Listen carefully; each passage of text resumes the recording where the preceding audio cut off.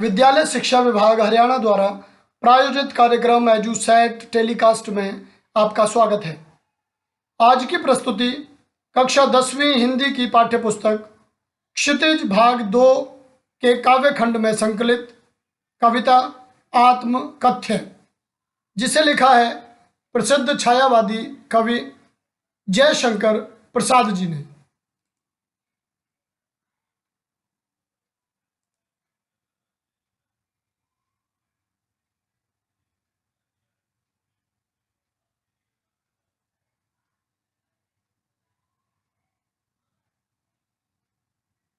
कविता आत्मकथ्य। आत्मकथ्य का अभिप्राय है आत्म माने स्वयं का, कथ्य माने कहा हुआ। तो जो चीज, जो बात हम अपने बारे में अपने मुख से दूसरों को कहते हैं, वही चीज आत्मकथ्य कहलाती है। इसे आत्मकथा भी कहा जा सकता है। तो कविता पर चर्चा करने से पहले हम चर्चा करते हैं कविता के कवि जयशंकर प्रसाद जी के बारे में। प्यारे विद्यार्थियों, आत्मकथ्य, जिसका शाब्दिक अर्थ है अपने बारे में कुछ कहा जाना, यानी वे बातें जो हम स्वयं अपने बारे में, अपने जीवन से जुड़ी घटनाओं के बारे में दूसरों के सामने प्रस्तुत करते हैं, उसे आत्मकथ्य कहा जाता है। यह कविता किस तरह लिखी गई, उससे जुड़ा हुआ एक वाकया है। मुंशी प्रेमचंद जी हंस पत्रिका के लिए आत्मकथा विशेषांक निकालना चाहते थे। उन्होंने जयशंकर प्रसाद जी से आग्रह किया कि वे भी अपने जीवन के बारे में कुछ बातें लिखें, जिन्हें इस आत्मकथा विशेषांक में प्रकाशित किया जा सके। जयशंकर प्रसाद जी इस बात पर राजी नहीं थे, परंतु आग्रह बार बार होने के कारण उन्होंने आत्मकथ्य नाम से एक कविता लिखी, जो आपके सामने आपके पाठ्यक्रम में सम्मिलित की गई है।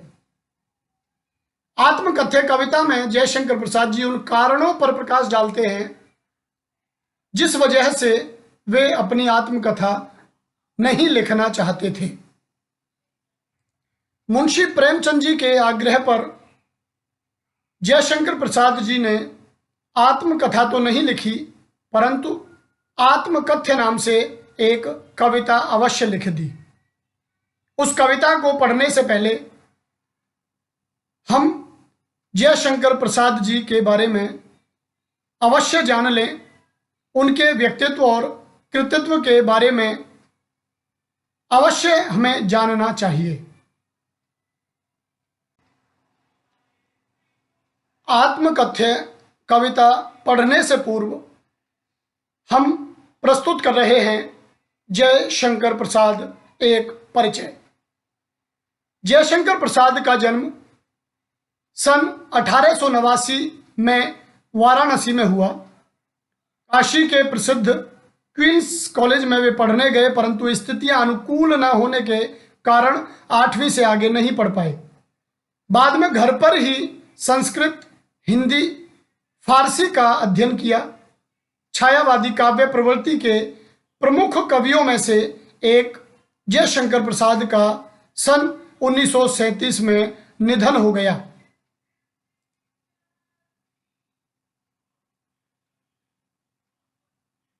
उनकी प्रमुख काव्य कृतियां हैं चित्राधार, कानन कुसुम, झरना, आंसू, लहर और कामायनी। आधुनिक हिंदी की श्रेष्ठतम काव्य कृति मानी जाने वाली कामायनी पर उन्हें मंगला प्रसाद पारितोषिक प्रदान किया गया। वे कवि के साथ साथ सफल गद्यकार भी थे। अजातशत्रु, चंद्रगुप्त, स्कंदगुप्त और ध्रुव स्वामिनी उनके प्रसिद्ध नाटक हैं। तो कंकाल, इरावती और तितली, ये इनके प्रसिद्ध उपन्यास। आकाशदीप, आंधी और इंद्रजाल उनके प्रसिद्ध कहानी संग्रह हैं। इस प्रकार प्यारे विद्यार्थियों, आप देखते हैं कि जयशंकर प्रसाद जी ने न केवल कविताएं लिखी बल्कि ऐतिहासिक नाटक लिखे और प्रसिद्ध उपन्यास भी लिखे।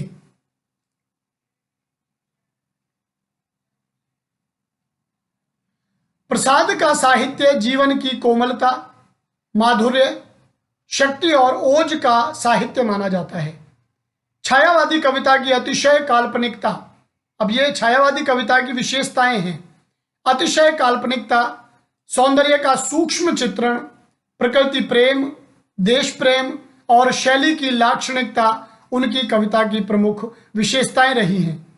इतिहास और दर्शन में उनकी गहरी रुचि थी जो उनके साहित्य में स्पष्ट दिखाई देती है। प्रेमचंद के संपादन में हंस पत्रिका का एक आत्मकथा विशेषांक निकलना तय हुआ था। प्रसाद जी के मित्रों ने आग्रह किया कि वे भी आत्मकथा लिखें। प्रसाद जी इससे सहमत न थे। इसी असहमति के तर्क से पैदा हुई कविता है आत्मकथ्य। यह कविता पहली बार 1932 में हंस के आत्मकथा विशेषांक में प्रकाशित हुई थी।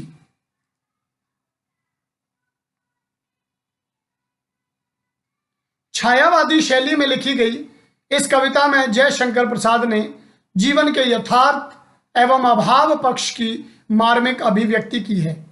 छायावादी सूक्ष्मता के अनुरूप ही अपने मनोभावों को अभिव्यक्त करने के लिए जयशंकर प्रसाद ने ललित, सुंदर एवं नवीन शब्दों और बिंबों का प्रयोग किया है। इन्हीं शब्दों एवं बिंबों के सहारे उन्होंने बताया है कि उनके जीवन की कथा एक सामान्य व्यक्ति के जीवन की कथा है। इसमें ऐसा कुछ भी नहीं है जिसे महान और रोचक मानकर लोग वाह वाह करेंगे। कुल मिलाकर इस कविता में एक तरफ कवि द्वारा यथार्थ की स्वीकृति है तो दूसरी तरफ एक महान कवि की विनम्रता भी।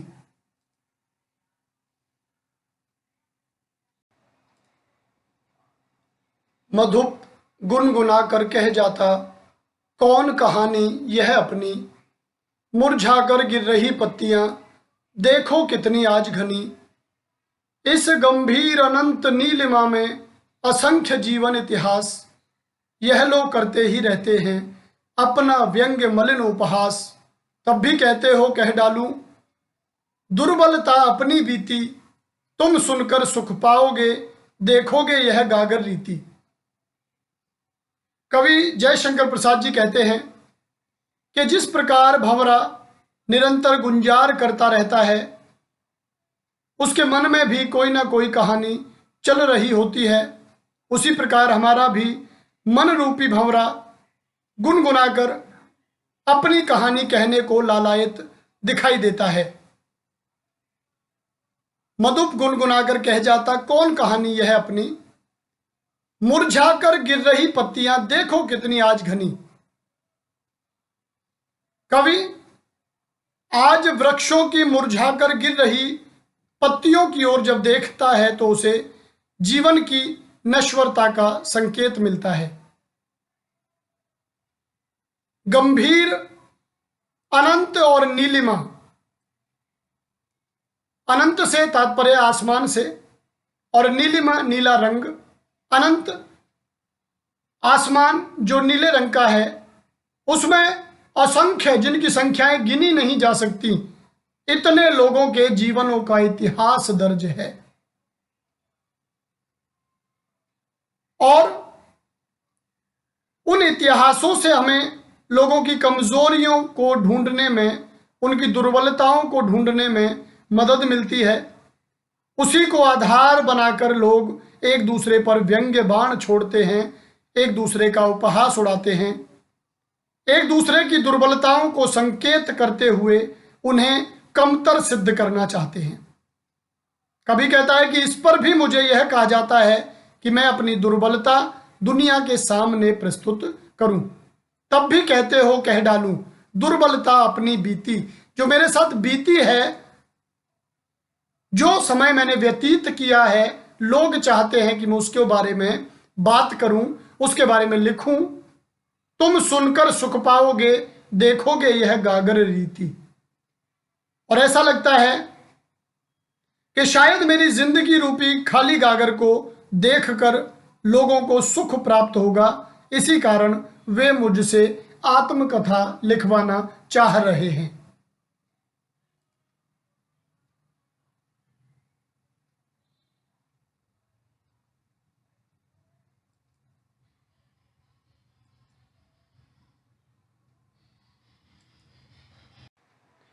किंतु कहीं ऐसा ना हो कि तुम ही खाली करने वाले, अपने को समझो मेरा रस ले अपनी भरने वाले। यह विडंबना आरी सरलते तेरी हंसी उड़ाऊं मैं, भूलें अपनी या प्रवंचना औरों की दिखलाऊं मैं। उज्ज्वल गाथा कैसे गाऊं मधुर चांदनी रातों की, अरे खिलखिलाकर हंसते होने वाली उन बातों की। किंतु कहीं ऐसा ना हो तुम ही खाली करने वाले। कवि उन लोगों पर व्यंग्य करता है जो उससे आत्मकथा लिखने की बात करते हैं और जो उसकी जिंदगी रूपी खाली गागर को देखकर आनंद लेना चाहते हैं।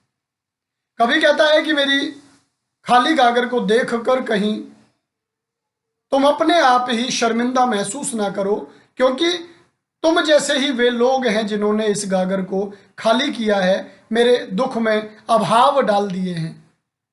अपने को समझो, अपने आप को देखो, आत्म आकलन करो, कहीं तुम वही तो नहीं जिन्होंने मेरा सुख छीन कर मेरे जीवन में दुख भर दिए हो। यह दुख की बात है कि वह लोग जो मुझसे आत्मकथा लिखवा कर मेरे जीवन में मेरी दुर्बलताओं को देखकर प्रसन्न होना चाहते हैं, असलियत में मेरी दुर्बलताएं, मेरे दुख उन्हीं के द्वारा दिए हुए हैं।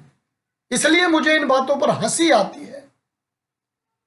अब मैं उस आत्मकथा में अपनी भूलें बताऊं या औरों की जो प्रवंचनाएं मैंने झेली हैं उन्हें दुनिया के सामने प्रस्तुत करूं। ऐसी स्थिति में उज्ज्वल गाथा कैसे गाऊं मधुर चांदनी रातों की। ऐसी स्थिति में मैं कैसे उन सुख भरे दिनों की बात करूं, उन मधुर चांदनी रातों की बात करूं जब सारा समय हंसते खिलखिलाते व्यतीत हो जाता था, जीवन में अलग तरह का आनंद समाहित रहता था। इन लोगों के आगे उन दिनों की बातों को मैं कैसे कहूं। मिला कहां वह सुख जिसका मैं स्वप्न देख कर जाग गया, आलिंगन में आते आते मुस्क्या कर जो भाग गया। जिसके अरुण कपोलों की मतवाली सुंदर छाया में अनुरागनी उषा लेती थी, निज सुहाग मधुमाया में उसकी स्मृति पाथे बनी है। थके पथिक की पंथा की, सीवन को उधेड़ कर देखोगे क्यों मेरी कंथा की। मिला कहां वह सुख जिसका मैं स्वप्न देख कर जाग गया। कवि कहता है कि जिन चांदनी रातों की मैं बात कर रहा हूं वह सुख क्षणिक था। ऐसा समझिए मैं सपना देख रहा था और वह सपना टूट गया। आलिंगन में आते आते मुस्क्या कर जो भाग गया। वह सुख ऐसा था जो लग रहा था कि आलिंगन में आ गया है, लेकिन ऐसा था नहीं। वह भुलावा देकर और मुझसे भागकर मुस्कुराकर दूर चला गया। अर्थात कवि के जीवन में सुख के दिन बहुत ज्यादा नहीं रहे हैं। जिसके अरुण कपोलों की मतवाली सुंदर छाया में अनुरागनी उषा लेती थी, निज सुहाग मधुमाया में। कवि कहता है कि जीवन में एक व्यक्ति ऐसा भी था जिसके गालों की लाली जीवन को बहुत सुंदर बना देती थी। उसके सानिध्य में जीवन बहुत सुंदर हो गया था, जीवन में आनंद था। सुबह की जो लाली है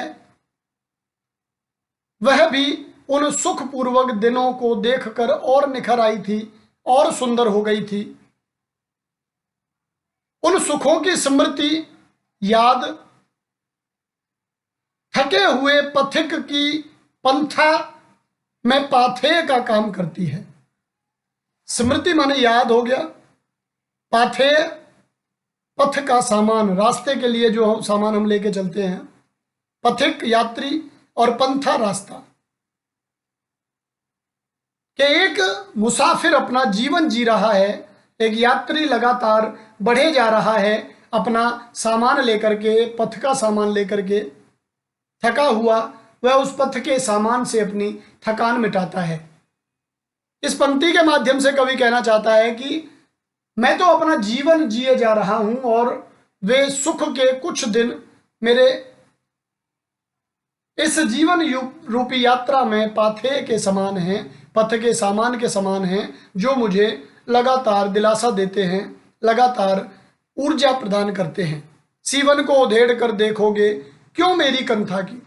कवि कहता है कि आप लोगों को क्या हक है कि मेरे जीवन की जो कंथा माने गूदड़ी मतलब अंतर मन, उसको उधेड़ कर देखने का तुम्हारा क्या हक बनता है।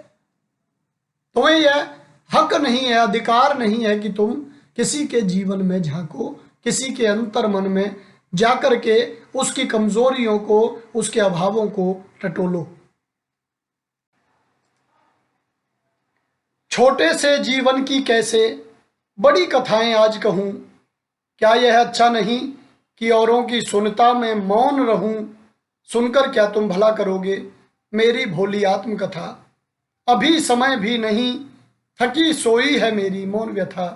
अभी समय भी नहीं थकी सोई है मेरी मौन व्यथा। कवि कहता है कि छोटा सा जीवन भले ही रहा, लेकिन बहुत बड़े बड़े अनुभवों से गुजरना पड़ा।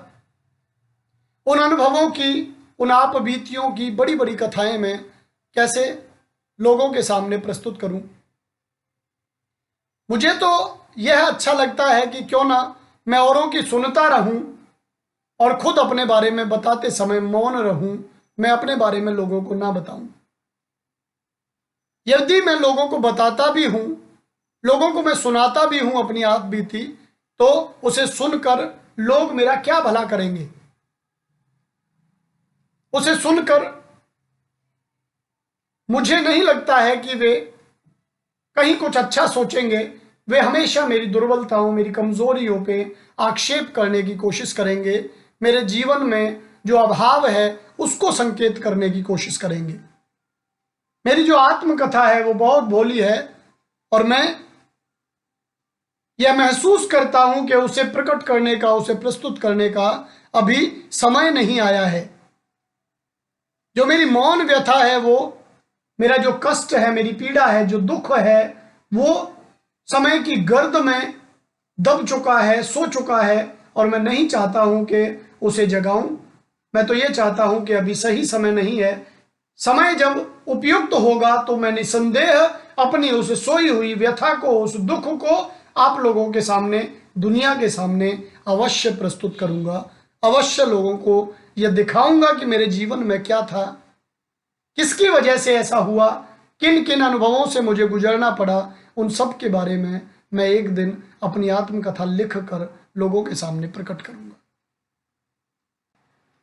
कविता के सरलार्थ, भावार्थ के बाद अब हम दोहराते हैं कि हमने क्या पढ़ा, कितनी बात हमारी समझ में आई। जयशंकर प्रसाद इस कविता के माध्यम से हमें क्या संदेश देना चाहते हैं, आओ दोहराएं। कवि ने मधुप किसे कहा है? मन को, धन को, आकाश को, धरती को। तो आप इसका जवाब दें।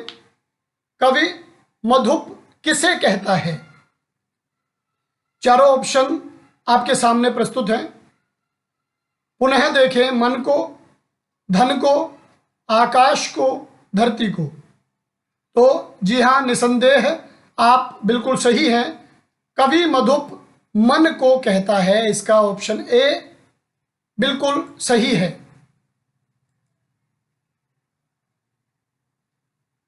इसके बाद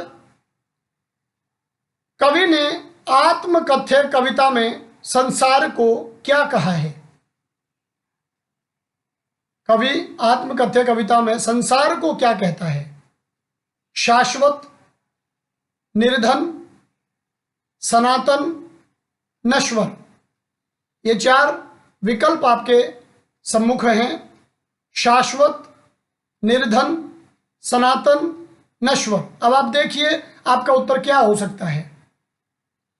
तो मैं बताता हूं, इसका उत्तर है डी, नश्वर। आत्मकथ्य कविता में कवि संसार को नश्वर बताता है। आत्मकथ्य कविता में कवि किसका स्वप्न देखकर जाग गया था?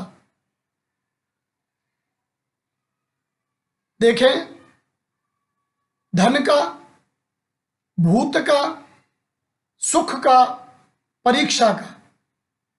तो कविता में इस तरह की पंक्तियां आई हैं जहां वह बताता है कि किसका स्वप्न देखकर मैं जाग गया था। तो 4 विकल्प आपके सामने हैं, बताइए आपको कौन सा लगता है। जी हां, बिल्कुल सही, सी, सुख का। तो इसके आगे चलते हैं, चौथे प्रश्न की ओर हम बढ़ रहे हैं। कवि ने अपनी आत्मकथा को कैसी बताया है? महान, भोली, गौरवशाली, चंचल। कवि ने अपनी आत्मकथा को इन 4 विकल्पों में से कैसी बताया है? एक बार देखिए, दोहराइए, याद करिए, फिर उसके बाद अपना सही उत्तर चुनिए। महान, भोली, गौरवशाली, चंचल। जी हां, बिल्कुल सही, भोली। कवि अपनी आत्मकथा को भोली बताता है। 5वां, जयशंकर प्रसाद ने किसकी उज्जवल गाथा गाने में असमर्थता व्यक्त की है? मधुर चांदनी रातों की पहला विकल्प, कथा की, मधुशाला की, पथिक की, पंथा की। जयशंकर प्रसाद किसकी उज्जवल गाथा गाने में असमर्थता महसूस करता है? तो 4 ऑप्शन आपके सामने और आप चुनिए इनमें से सही विकल्प। जी हां, ए, मधुर चांदनी रातों की गाथा गाने में कवि असमर्थता महसूस करता है। 6वें प्रश्न की ओर, जयशंकर प्रसाद के अनुसार आलिंगन में आते आते मुस्कुराकर क्या भाग गया? जयशंकर प्रसाद के अनुसार कोई चीज थी जो कवि के आलिंगन में बस थोड़ी ही रह गई, आते आते वह भाग गई। वह क्या था? दुख, सुख, दुर्बलता, व्यथा। ये 4 विकल्प आपके सम्मुख, अपना उत्तर चुनिए और मैं बता रहा हूं उससे मिलाइए। जी हां, इसका सही विकल्प है बी, सुख। आगे चलते हैं। आत्मकथ्य कविता में गुनगुनाकर अपनी कहानी कौन कहता है? आत्मकथ्य कविता है, उसमें गुनगुनाकर अपनी कहानी कौन कहता है?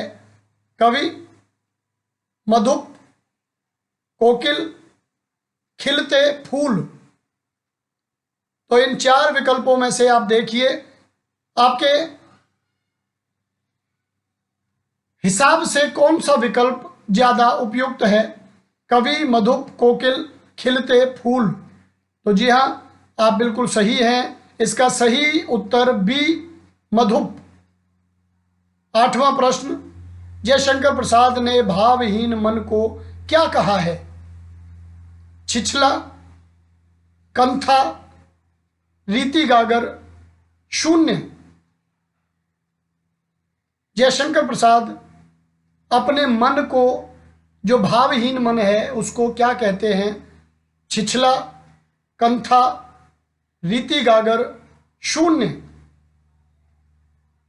आपका उत्तर बिल्कुल सही, रीति गागर, विकल्प सी, रीति गागर बिल्कुल सही है।